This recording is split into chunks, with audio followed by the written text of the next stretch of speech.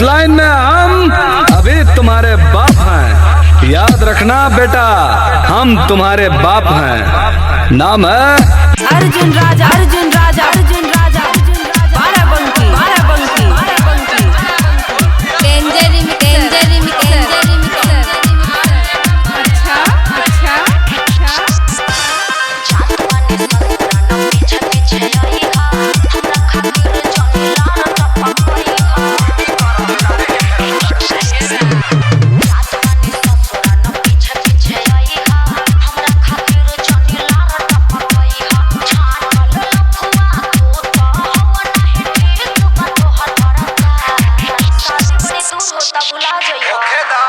तुम्हारे क्षेत्र से बेमतलब पार्टी से चुनाव लड़ाओ।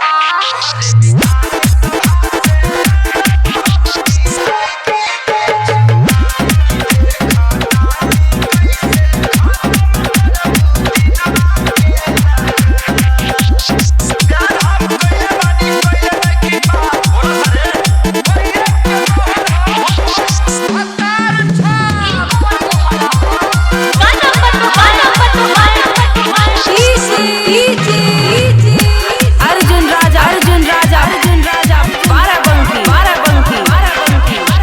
डेंजरी में